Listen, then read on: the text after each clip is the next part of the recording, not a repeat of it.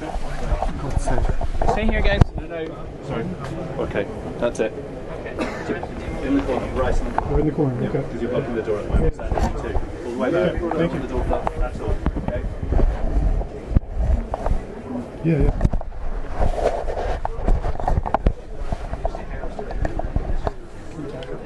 Sure.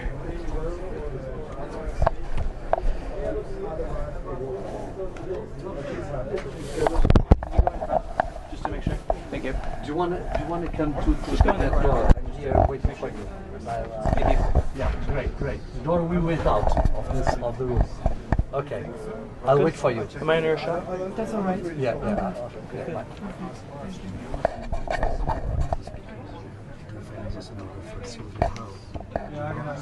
I'm hungry though. Me too. But that's another problem. Exactly. One at a time. She's coming.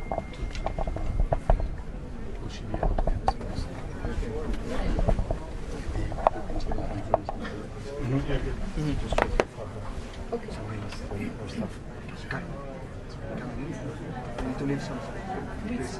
No, but no. You can have this. Ja, hadden ze nog een ooit. Just on the side, please.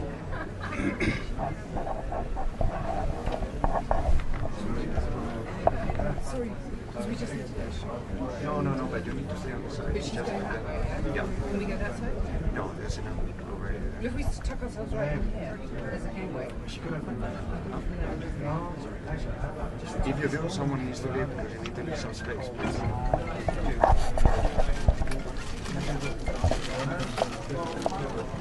Gaan we.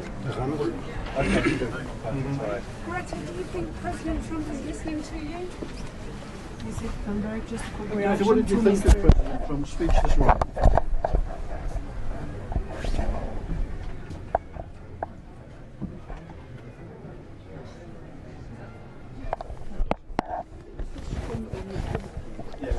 Yeah, it is. It is on the pole. You can see it on there. Oh, we can? You going in?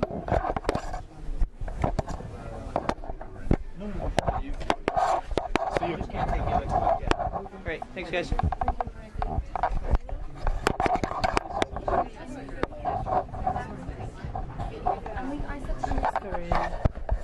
Very tight. What you look Just go in at there. that door? I'm here.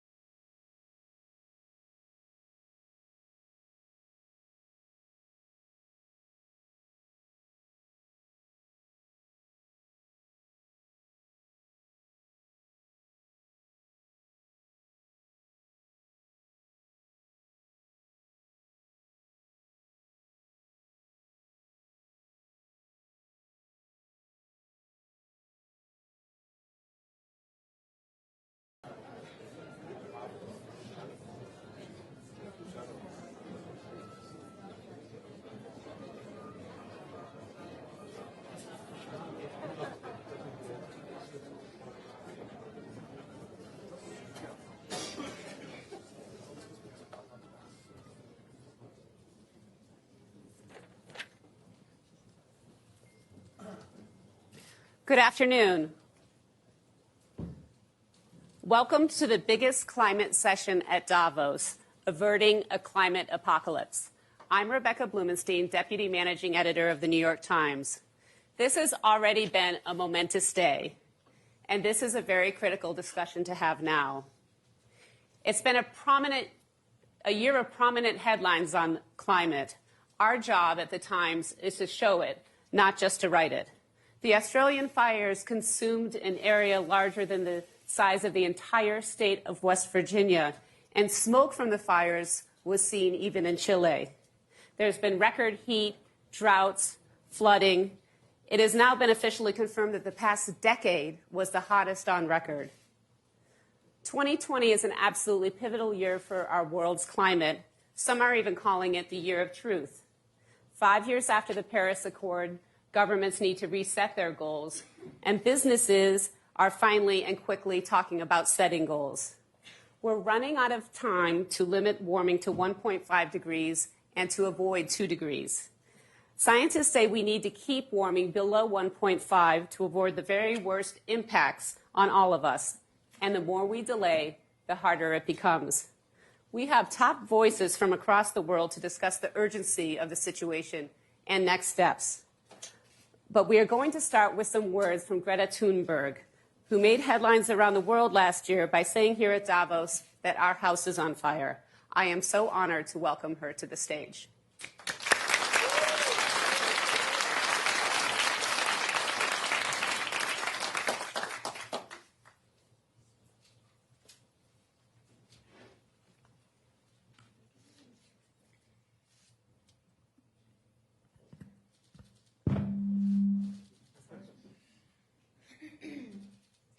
1 year ago, I came to Davos and told you that our house is on fire. I said I wanted you to panic. I've been warned that telling people to panic about the climate crisis is a very dangerous thing to do. But don't worry, it's fine. Trust me, I've done this before, and I can assure you it doesn't lead to anything. And for the record, when we children tell you to panic, we're not telling you to go on like before. We're not telling you to rely on technologies that don't even exist today at scale and that science says perhaps never will. We are not telling you to keep talking about reaching net zero emissions or carbon neutrality by cheating and fiddling around with numbers. We're not telling you to offset your emissions by just paying someone else to plant trees in places like Africa, while at the same time forests like the Amazon are being slaughtered at an infinitely higher rate. Planting trees is good, of course, but it's nowhere near enough of what is needed, and it cannot replace real mitigation and rewilding nature. And let's be clear, we don't need a low-carbon economy. We don't need to lower emissions. Our emissions have to stop if we are to have a chance to stay below the 1.5-degree target. And until we have the technologies that at scale can put our emissions to minus, then we must forget about net zero. We need real zero. Because distant net zero emission targets will mean absolutely nothing if we just continue to ignore the carbon dioxide budget that applies for today, not distant future dates. If high emissions continue like now, even for a few years, that remaining budget will soon be completely used up.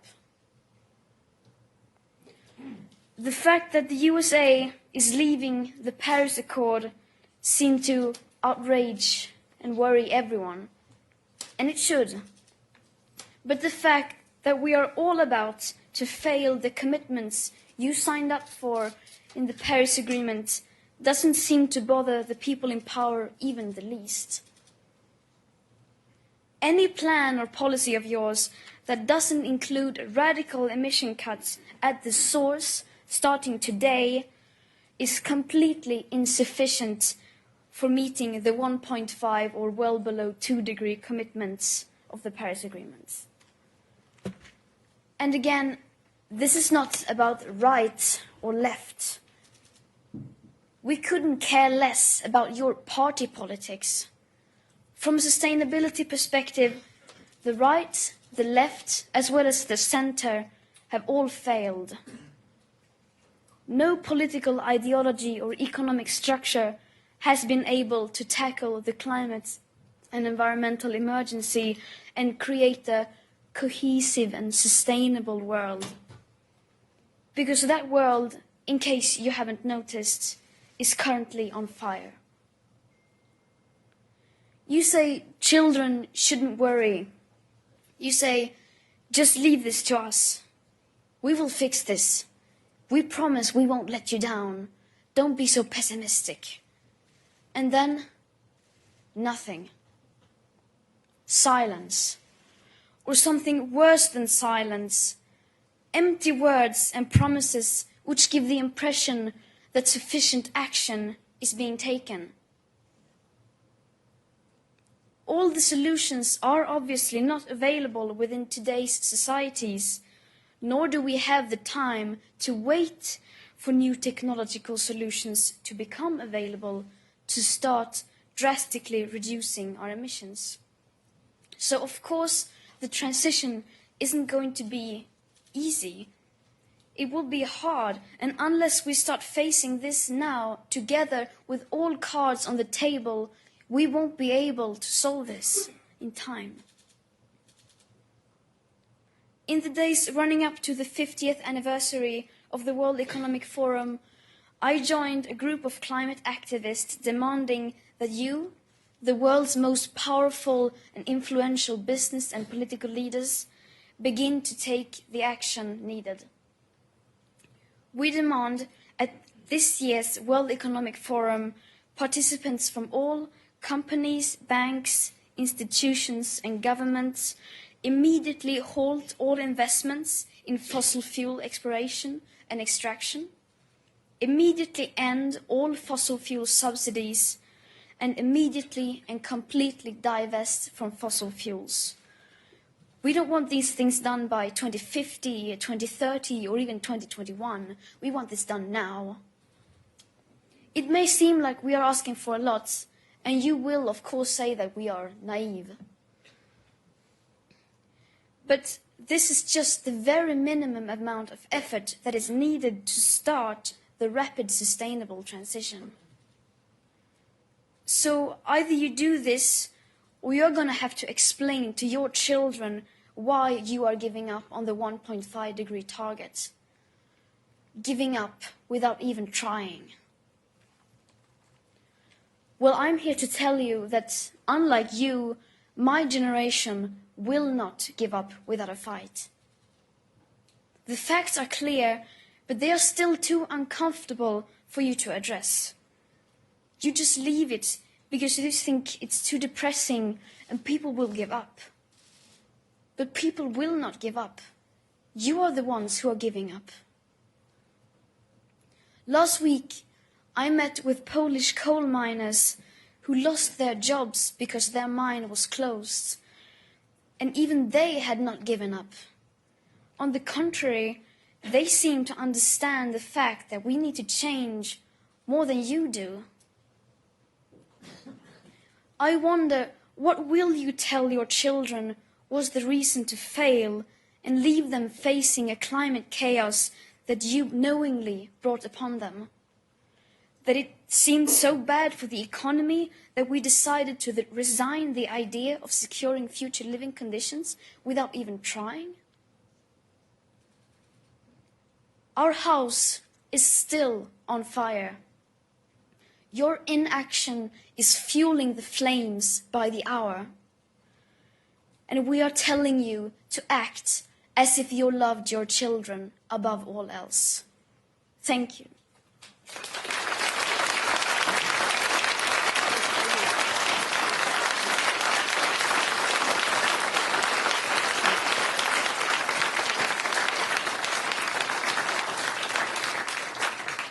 Thank you, Greta, for those stirring and provocative words and for your leadership on this issue. I am going to start by asking our panelists a number of questions. We also want to open it up to you by the end of the session. And if you could please join us at wef.ch/vote.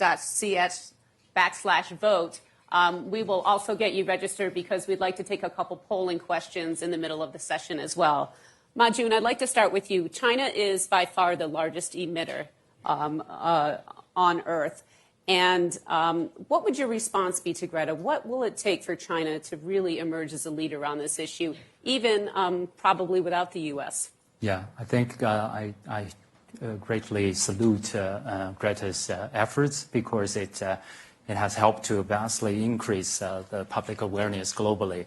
I think the public must play a vital role, if we want to avert a climate crisis. And this is quite evident in China, during this economic development in China, just like in the West, our fossil fuel consumption have vastly increased.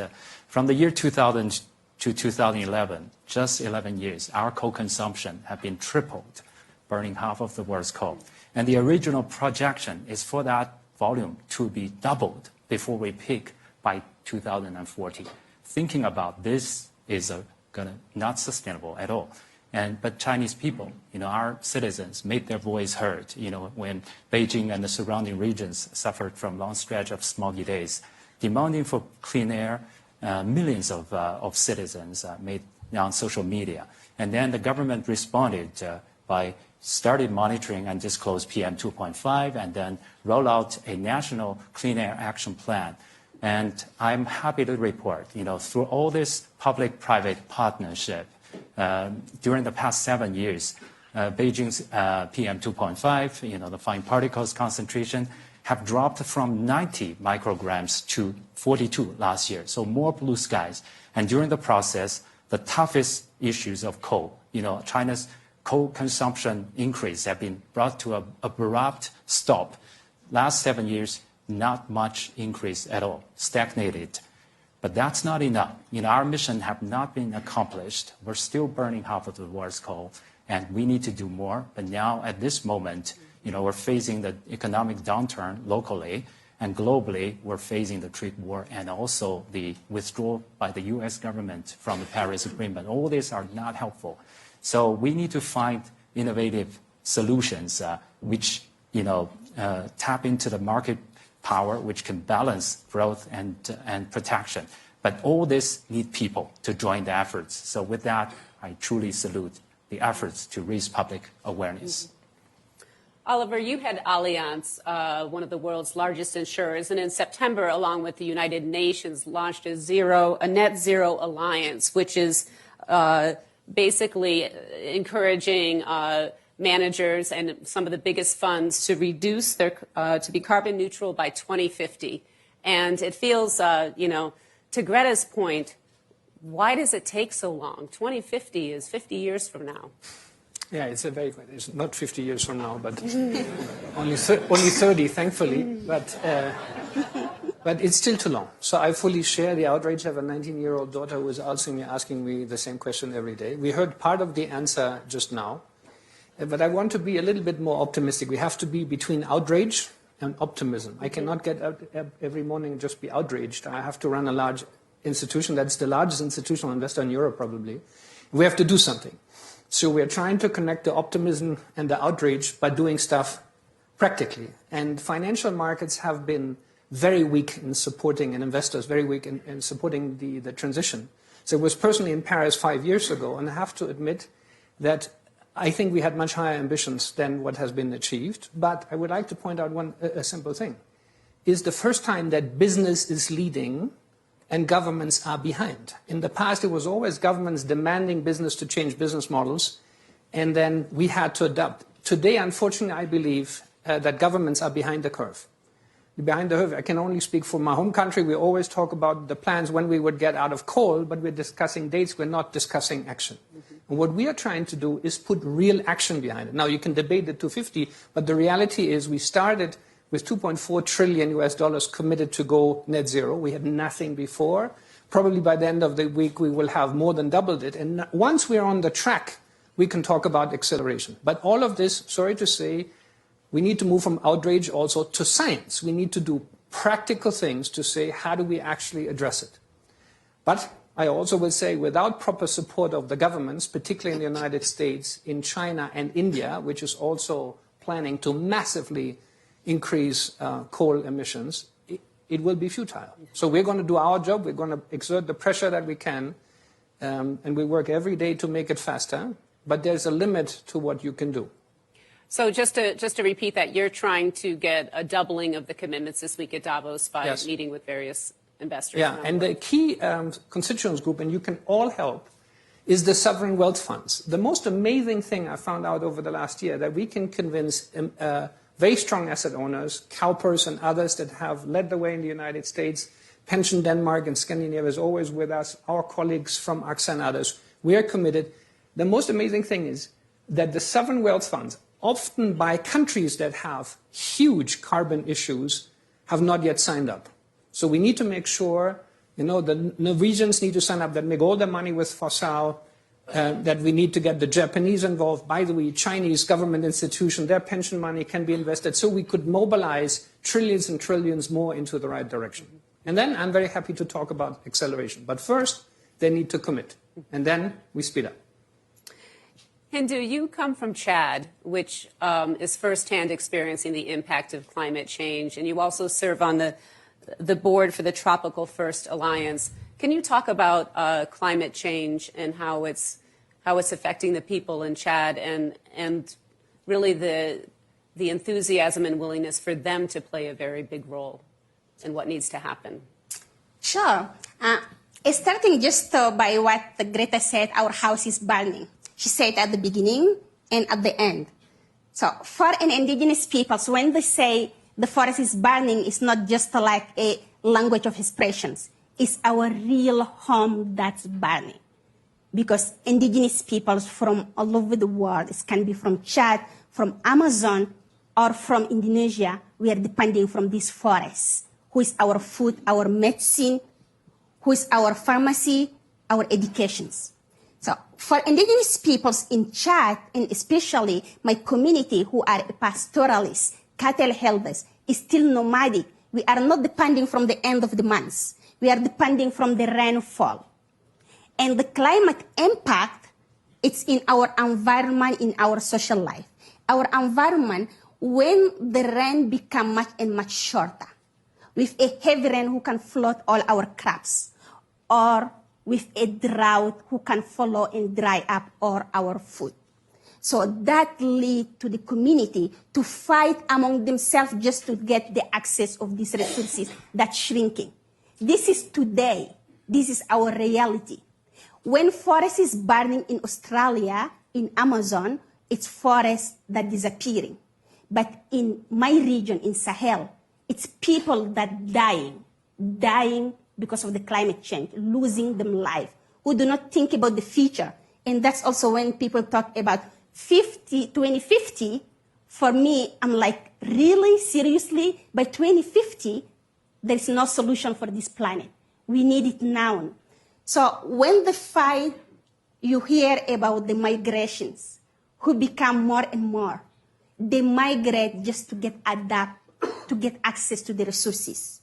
And that's also what's happening the last months in Burkina Faso, in Mali, in Nigeria, and going on and on. The people who live in harmony among themselves, between pastoralists and farmers, now they are fighting. So the nature who protect us become an enemy for the peoples. That's how we are experiencing it every day. And that changed the social life of man and women together. And we get more the impact is severe. So the action, I think it needs to happen now. And that's also why the Company Act is good. Chinese acting is good. But are we acting now? Are we acting for the real peoples? If we are doing it, yes. So don't talk about zero net by 2050. Talk about acceleration today. Change your policies. Change your business. Because for us, we are already getting mitigated and adapt. Let me tell you why very shortly. Because indigenous peoples around all the world, we have the wisdom. We are the most impacted. But we understand this nature. We develop the knowledge. We get adapt. And we know how to restore those forests who are burning. And look at the news in Garden where they are saying the indigenous peoples of Australia, the two old women protecting them land because they know how to keep the fire away. It's the case of all indigenous peoples. A grandmother from Pacific, she knows where to get the crops after the hurricane to feed her family Ask my uncle and auntie's cattle when they move, they know how to restore the ecosystem. So business need us because we are the future. We are the solution as indigenous peoples. So you need to listen from us, learn from us, and get your business sustainable. You cannot kill your partners because for us, the nature is our partners, we protect it. And for you, you need to protect your business and listen to us. We help you to do that. Right.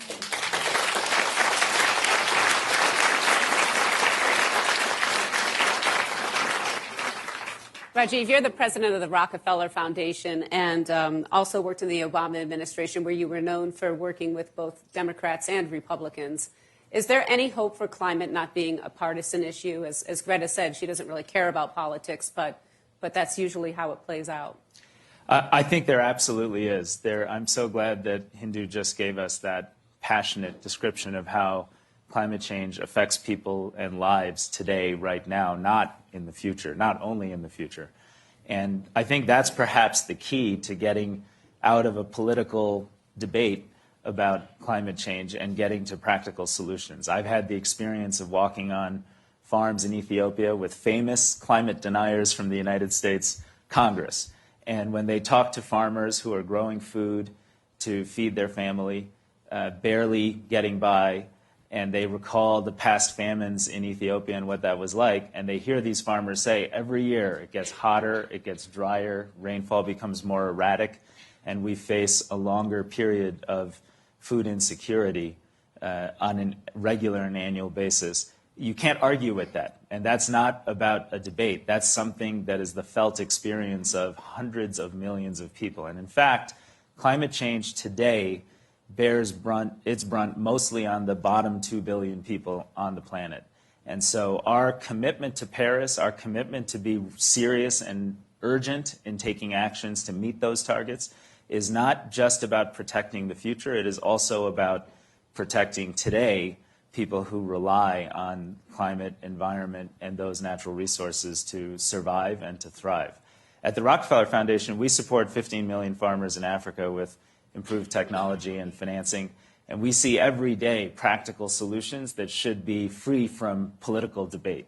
We know that it's not future technologies, they're current crops and access to fertilizer and access to services that can help farmers move their communities out of food insecurity.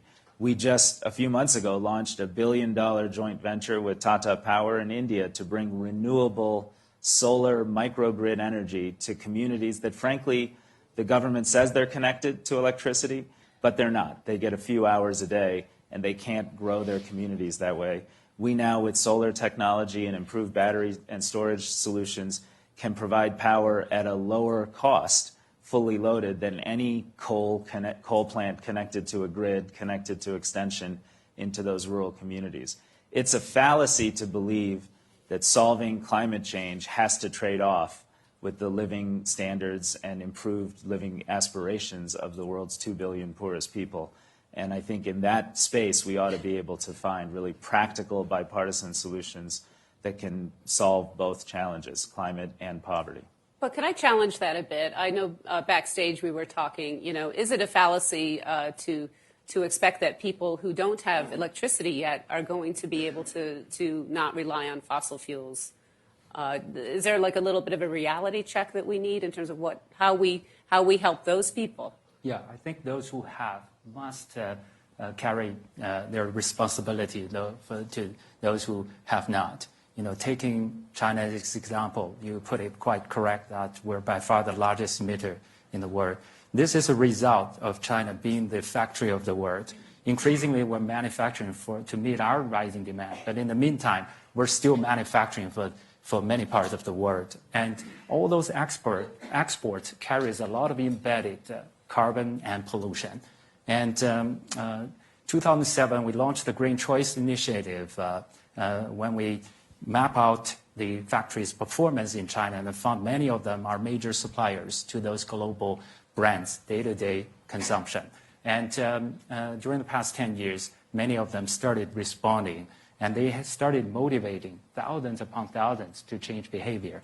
Having said that, many there are many businesses which are not doing that. We're tracking 439 brands, and among them, 300 are not really want to even take a look at those violation records. We have 1.6 million records of violations compiled in our database. But if they compare the list, they can easily identify the problem. But many brands would not, many businesses would not take a look at that. And more recently, the green finance policy in China have enabled, we respond to that and develop a dynamic environmental credit rating system. And 6 million factories can give dynamic ratings. And there are so many who claim that they want to go ESG investment. Many are making heavy investment in China. We checked some of the portfolio. They're not all clean. There are all this data available. I mean, are you really doing that? I mean, are all this So ESG there's a press investors? release saying they're ESG and they're doing something completely different. Many of them are not factoring in the so-called Scope 3 carbon emission, meaning the supply chain. Supply chain usually account for, that emission account for 60, 70, sometimes 80% of the total carbon emission. If we don't integrate that into the action, if we don't distribute that to factory of the world like China, and of course now to many other developing countries, then Paris Agreement, we won't be able to achieve that. So just keeping your global headquarters eco-friendly does not do it. Changing the light bulb or reduce some business traveling, that's not enough, because by far the largest emission is during the manufacturing process, and those dirty work, those heavy duties still being carried by China now, and some other countries going to take it over. But this time we want to stop the migration of all this pollution. With all these new technologies available, China have done so much monitoring, install automatic monitoring on tens of thousands of major emitters. Now every hour, if you check our mobile app called the Blue Map, you can pull out thousands upon thousands of major factories' hourly disclosure data. We visualize by helping people to see whether they're in red or in blue. And there are major brands like Apple, like Dell, like Levi's, Adidas, H&M, Target, Gap, they started tapping into that. But there are so many more which turn a blind eye because, So I would hope that the people, especially the younger generation, with all this enthusiasm, to pay more attention to the business, actual business action rather than their, just press release. Oliver, why is it so hard to reduce this fossil fuels and to get business to really comply? We've just heard it. We have competing objectives, right? People want to have livelihoods. They want to grow. They come from very low living standards. And while we see that in China and other peoples of India, people says, I want electricity and I don't care whether it's coming from coal. And the pressures, but there's all excuses. I want to pick up on what we've just heard. The financial markets have to play a much bigger role, particularly banks also, in lending and others, not to give money to supply chains that do not listen. So what we really need is transparency, who's doing the right thing, rather than greenwashing. And it's very important that policymakers now make a decision that says, we want to understand what happens in your value chains in business. We are doing it individually. We're doing it with the Asset Owner Alliance. We're asking the businesses, but it's this 10 out of hundreds of trillions. So we need to make this change at scale. So I wish we get the support, not just this week, but others, to really increase it by 50-fold and not take 30 years to do it, but over the next 2 years. Because if there's no funding for the supply chains, there is no business model that can continue to pollute the world. Should companies be required to disclose their carbon emissions? They're not now. Absolutely.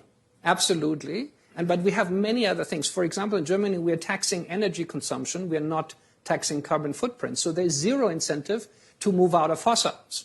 So pretty please, for all the warriors, let's do some practical things that we can do. Mm-hmm. And even if reforestation was just criticized, in many, many countries, we are giving tax incentives for exactly the wrong type of forest to be built, not the ones that are sustainable for droughts or for fire and others. We're actually fast-growing growth. So there's so many things that we can do tomorrow, but it has to be done. Hindu, President Trump just announced a pledge to build 1 trillion trees, I believe, in a reforestation initiative. Is that going to help? And could you talk about broadly the role that nature, that the natural world can play in reducing climate? Okay, well, I will come back to this one. Okay. But just I want to react in, we are having two like separate words here. When we talk about people want the electricity, I'm like, seriously? People who didn't get food for themselves, who can eat 3 meals a day, are they going to think about having electricity that's going to add the bill for themselves? So I think we need to talk about this inequality between what is technology, what is development, what is the need of the peoples, before to talk about how we can tackle climate change on energy or not. So developed countries need to shift and right now from the dirty energy, from coal or whatever, to the clean energy, but not for developing countries, because developing countries have the priority to eat first and then focus to the energy. Coming back to your questions. 3 trillion trees. When we talk about trees, I think like most of the bigger power think planting a tree is the solution to the climate change. That's it. But planting trees, yes, we need to plant them. But how about keeping those who exist, the ecosystem who exists already? How about restore it?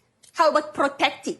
We can't give the excuse by planting a 3 trillion trees and cutting those who can make a paper, who can make whatever that they want and make more money to them. That's the questions. So planting the trees is a second phase of the business. And we know how to do this restoration. Indigenous peoples in Amazon, when you go to them land, is the most diverse ecosystem.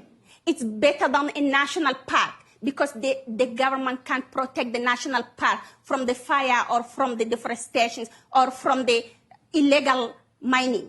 But indigenous peoples can protect them land. That's why the ecosystem is more so diverse there. It's the same in the Congo Basin, because Chad, of course, is desert country, but it's part also of the Congo Basin. That's how we are protecting it. So we have the knowledge to do it. Let me give you one example on how we are restoring it. Like my grandmother is the best technology ever. Because she can predict the weather without having a cell phone or internet. She can predict the weather by observing the wind direction, by observing the birds' migration, by observing the tree flowers. She can tell her peoples from where they have to go to get water and pastures. So this technology to restoring her ecosystem can protect her peoples. And that's how we are getting protect. Even we are the most impacted, but we is still in our feet. And we are going to be in our feet for far. So let us restore this ecosystem and join all together, yes, to plant the trees after. Let me give you another example on trees. Quickly. Just a very short. Okay. The green word in Sahel. We say Sahel is a big land of desertification. But if community come together and each one of them take the responsibility of restoring his own land, that's the best way of planting trees. But not throwing millions of them, but giving the people's responsibility to make them themselves, because they know it is them survival. So how I'm seeing this tree planting can be successful. Mm-hmm. Rajiv, how do you square this conflict between the developed world and the developing world and the role that each needs to play? You have big investments in Africa and in India. Well, and when I was in the Obama administration, was part of both the Paris Agreement and also the sustainable development goals, saying that we can achieve zero poverty by 2030. And both are, in fact, achievable, and both can happen together. And it's not that difficult to figure out how. First, the 20 largest countries in terms of emissions are absolutely where efforts to get to zero emissions should start. And that is hard to imagine that being successful without government policy participation from China, the United States, and India. And right now, I'd say all three are going the wrong way. And even though China has done some things that are quite appropriate and notable, they're still financing 150 gigawatts of new coal plants in China, and much of it is actually in other countries around the world. The low-cost state-supported financing is in Kenya, it's in Guinea, it's in India, it's in Colombia. So I think it's important to recognize that this is a global issue, and the top 20 countries that emit have to have the politics and policies that say we're serious about getting to reduction. And with all due respect to corporations, it's very hard to see corporations using voluntary action to solve this problem. Second, I actually do think we have to refocus on the living standards and aspirations of the world's bottom 2 billion. And it is possible now to provide renewable-based energy to meet the growth needs of that population. And even recent World Bank studies from last year are already out of date in terms of their own assessment of where the lowest cost electrification strategy is from renewables. And I'm confident this year, in our one project in India, we'll be providing power based on solar mini grids to communities that have never had access to electricity at 15 cents a kilowatt hour. At that price, it beats every other alternative. And I have met women who have sewing machines and say, you know, I was finally able to get a electric sewing machine, double, triple my income, send my kids to school. A gentleman who works on a farm that's able to buy a rice huller and improve their post-harvest processing. Those are the kinds of things that will create employment, growth, and opportunity for the world's bottom 2 billion. And if we do not take their aspirations seriously as part of this effort, we're failing the other big challenge of our moment, which is the deep inequality that threatens the politics, that threatens us from being able to do things on climate that matter. And finally, I would just say I do think there's a tremendous amount of space to move from divestment to investment. Rockefeller and a bunch of other foundations have moved away from fossil fuels in their direct investments. But even more important than that, having incentives to create investments so we have the trillions of dollars to create the technologies and the solutions that are necessary. It's not the only solution, but it has to be part of the picture, and we're proud to be associated with a number of those enterprises. I want to ask all of you some of your opinions. We're going to cue to a question over who has the biggest responsibility for reducing emissions. Is it government? Is it the business community? Or citizens? If you could enter your responses. We're not seeing much for citizens here, which is interesting. Okay. That's fascinating. And if we could, so government seems to be in the pole position here, as many on the panel have said, of needing to play a bigger leadership role. Can we cue to one more question? How concerned are you that 2020 will pass and we haven't made the progress that we need? Somewhat concerned, alarmed, status quo is fine, not at all concerned. Wow. Okay. Well, Greta, you are getting through, that's for sure. We have a lot of questions that have come in, and our time is rapidly disappearing here. So Oliver, there's an interesting question about nuclear power here, and I think to all the panelists, Germany took a step back in nuclear power, obviously with the Fukushima accident. What role does nuclear power play moving forward in terms of reducing climate warming? I'm not an expert on technology, so to say that up front. And unfortunately, a lot of these things are discussed without facts. So, by the way, one of the things that we're doing with Net Zero is to have what we call the science-based target initiatives driven by the United Nations.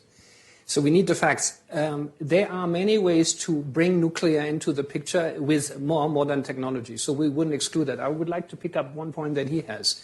The commercialization of new sources, sustainable sources of energy has happened much faster than we could all imagine. So not just divestment of fossil fuel, new fossil fuel, but putting a lot more assets behind new technologies and their scaling.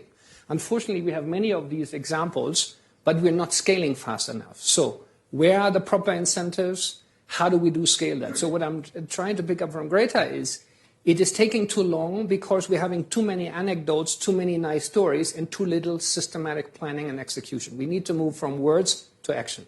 Mm-hmm. Mm-hmm. Majun, is there any way, the government of China obviously is very powerful. Your approach is to activate the private sector largely. Is that letting the government off the hook?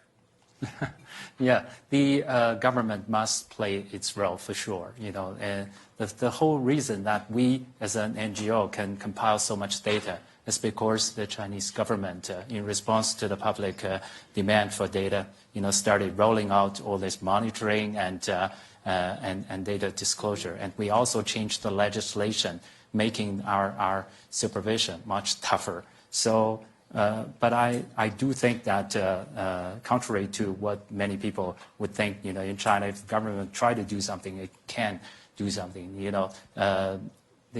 There's also limit there. So the government also need people, need the public, need to send the clear message, and also the government also need the business to join their efforts, especially now. And now there's such a vast development of IT technology. I would definitely agree with Oliver. I just recently met with our solar panel manufacturer. During the past 10 years, there's a 90% drop of the cost, and they said they're on their way for another 90% drop. And we have the first solar panel, power plant, which can generate power electricity cheaper than the coal power plant. So I think all these are major opportunities, but we need motivation. We need incentive for this to be tapped. All this technology is available. Nuclear, pushing the whole cost to the future generations, with all this spent fuel, disposal. So I do think that now, if we all, share this view that the house is. Our house is burning, our whole planet home is in danger, then we need to, come together to make our voice heard, to motivate, as citizens, as consumers, you can do so much because the whole business would respond to that if you choose that you care. Changing your day-to-day behavior is important. But if we can play our role more smartly, tapping into all this new... Making the data more transparent. No technology, then we can scale up our efforts and achieve our target in a practical and much sooner way. In meeting Greta's challenge, I'd like to ask all of you, what is the single thing, if you were talking to a peer about today's panel, what is the single thing that you would recommend that we should do to avert a climate apocalypse? Anyone like to start? I can go. I think the single thing that I want, the emergency is now. It's not tomorrow. So the action needs to be now. Because what are we waiting for? Forest burning, food becoming difficult, but people dying. Nothing more for me than seeing the community that dying, who do not have future for tomorrow, then who cannot think about the next 50 coming years. So the action have to happen now, and Davos is a big opportunity. 50 years, so it's now time to open all our mind, our eyes, from business to the big politician leaders who are here, to take a radical step further, shift the economy to the clean one, and take the decisions to change all and every system to the sustainable one, to save them peoples, to save themselves. Indigenous people saving ourselves with our knowledge. And it's the time to listen for us. Give us our place. We can talk, and we know how to do it.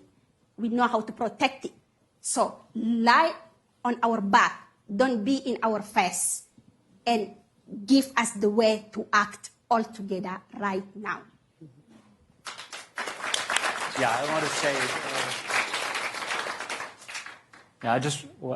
of course, it sounds like advertising, but yeah, you're welcome to download the Blue Map app, and because you can see the world is, sometimes our home is on fire. We track the global kind of air quality, and most of the time, China, India, we're suffering from very severe air quality problem. But more recently, we started seeing in the Southeast Asia, Borneo, sometimes all this burning, Australia. And Amazon, Australia. It's hard to imagine. San Francisco, the LA, those California, there's bushfire. So we can see it's on fire. But in the meantime, you can see 3 million factories located on the digital map, color coding according to their level of performance. I challenge the business to look into that because we are tracking hundreds of brands also on the app. You can see as consumers or business leaders how they perform. I hope we can come together based on the data transparency.